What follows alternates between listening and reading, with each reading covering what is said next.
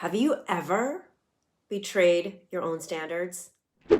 Even when you knew better in the moment.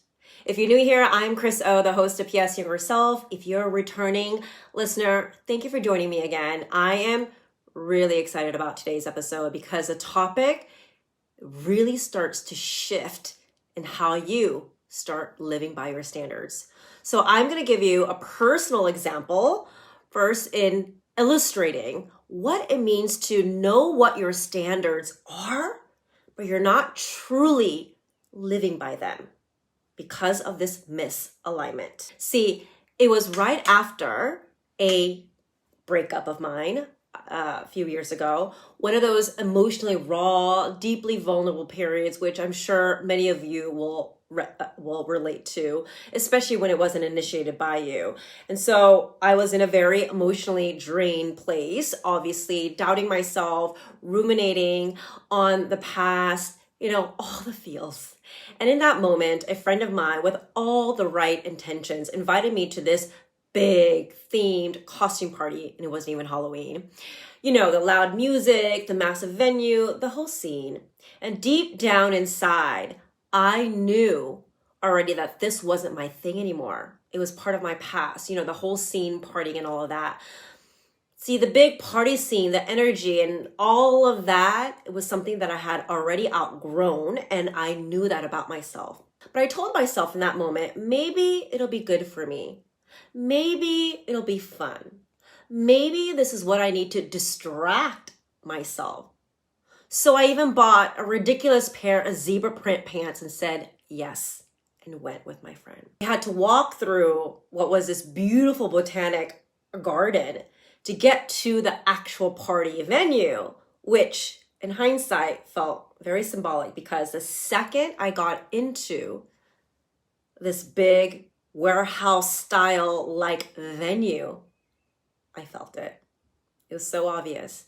The loud blasting music, the crowd, it was probably 1,000 people there, smoke, my stomach completely dropped. It was this wave that hit me very instantly that I don't really want to be here. But I stayed. I tried to get into it. I danced a little. I even faked a smile, just trying to enjoy myself in a place that I knew I wasn't.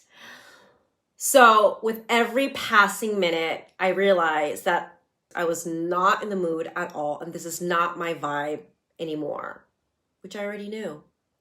So I left early, and in the quiet that followed that evening, it all became crystal clear. I was trying to fix an internal breakup that hit me emotionally with an external distraction. And what I actually needed was stillness, space, healing without noise, likely to be by myself. And that's when I realized I knew this about myself. I already knew my standards. I already knew I had outgrown this scene. But honoring them, especially when you're in a vulnerable state, is where discernment becomes even more critical. So I want to explain why we second guess ourselves even when we know better. Why do we override what we already know, even intuitively? See, here are 3 common reasons many of us will fall prey to second guessing ourselves, even when we're clear internally. Number 1 is we mislabel our internal knowing as insecurity. When something feels off, we often doubt ourselves, and we may say things like, maybe I'm being dramatic.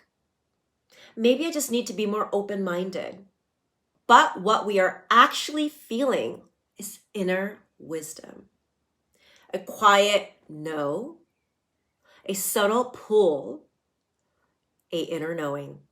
We've just been taught to ignore it if it's inconvenient or unexplainable. Number 2 sign is we rationalize red flags as growth opportunities. We try to reframe discomfort as a need for expansion.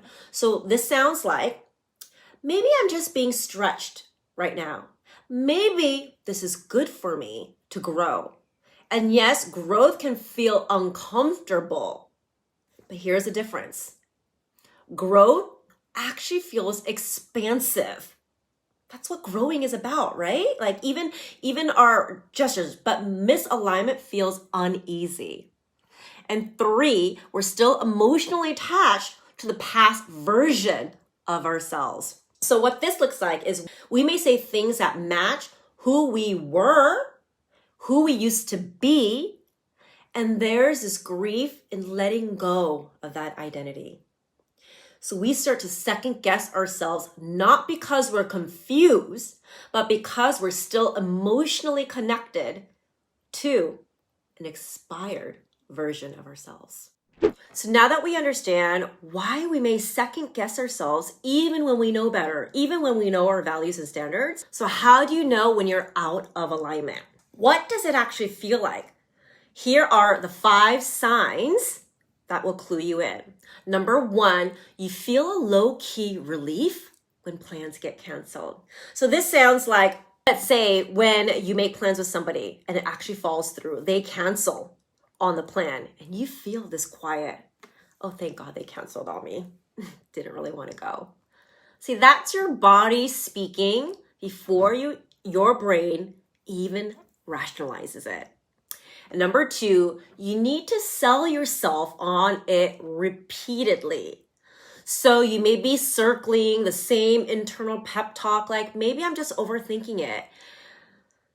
Maybe I should just give it a try. If you need a slideshow to convince yourself to say yes, it's probably a sign you are not aligned. Number 3, you keep saying, it's not that bad, but feel drained every single time. So whether it's in a job or in a relationship or a commitment, you minimize your own discomfort just to stay and keep the peace. See, the thing is, not being in a crisis doesn't mean you're in alignment. Number 4, you avoid stillness because you know the truth will surface. So you keep busy, you scroll, you're reaching for something outside of you, something external to do. Because when it's quiet, that space starts to creep in and you feel discomfort. And 5, you feel like you are performing a version of yourself to make something work. So you put on a smile, you nod, you agree, you people please. It's a bit more performative, but it doesn't feel like your inner truth. But your body often registers the truth before your mind even has time to make a story out of it. And that little shift you feel in your body, that discomfort, they are all signs.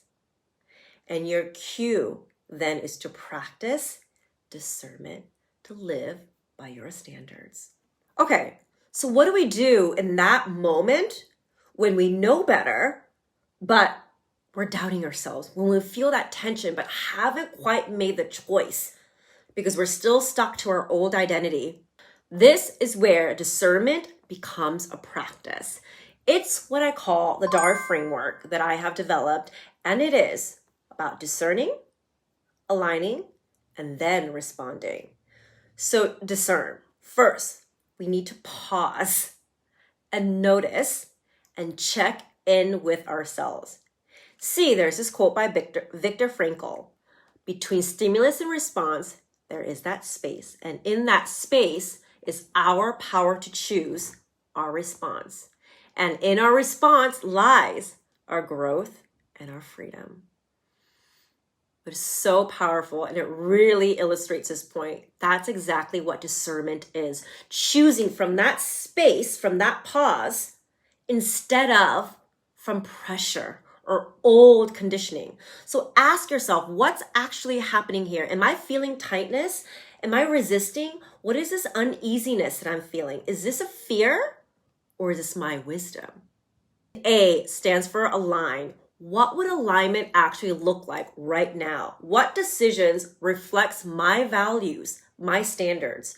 What supports who I am becoming, not who I was in the past. What honors my peace, not others' expectations of me. And finally, R stands for respond. So now from that space of clarity, not fear, not urgency, not habit, not conditioning, and sometimes the most aligned response is to wait. See, stillness is a decision. Delay is a decision. Silence is a decision. So let's walk through a common example that many of us may have experienced and insert the DAR framework here to show you how simple practicing discernment looks like in more simpler incidences. So a friend messages you, hey, random invite, should be fun, you want to join? You instantly, the old you may instantly say, sure, without even thinking about it. But the new you will discern. You notice a gut hesitation. And then you start to align and ask yourself, what do I actually need right now? What supports me right now? Maybe rest.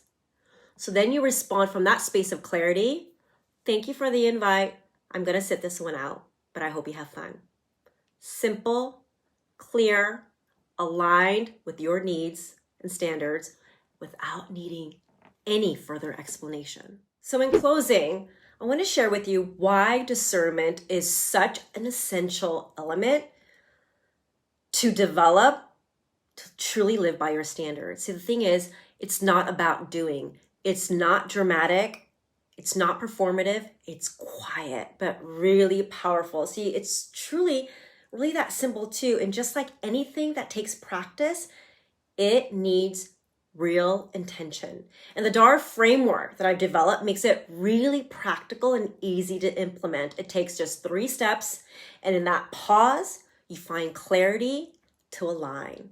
And just like anything else that comes with practice, it becomes second nature the more you practice it. See, the thing is, discernment isn't just another decision-making tool to optimize your life here and there to be more productive or live longer, etc. It's about becoming aligned with who you truly are. And the more you live by your own personal standards, the more you align your choices with your inner truth. See, the more discernment becomes your default setting. There's something really interesting that happened to me. When I met someone for the first time, they described my presence as discerning. And I thought to myself, wait a second, they just met me. I barely shared anything with them. I barely even said much to them. How could they have picked up on the fact that I'm very discerning? And it really struck me. And I thought to myself, this is really interesting and really powerful. It reminded me, when you consistently honor your values and live by your standards, your energy of coming from a place of clarity and inner truth and upholding your standards just radiates through your energy. You don't need to even explain yourself. You don't need to explain your yeses. You don't need to perform. You don't need to act. You just be who you are and show up unapologetically, completely aligned with your inner truth and your personal standards. And that's the difference when you live by your truth. You don't need to do. You don't need to announce it. You are just who you are. You become it. The more you are aligned and live by your standards, this discernment becomes second nature. That is why this is the quiet power of discernment and living by your standards. What do you think? Did any of this resonate with you? If you have been practicing discernment and have been having any challenges, where are you having these challenges? Please let me know that in the comments below. I would love to hear. Let's start a conversation. And if this video brought any value to you, please do me a favor and share it with just one person that you think they will gain value from this. And thank you. Thank you so much for joining me and spending your time with me. It really means a lot and helps me grow this channel and podcast.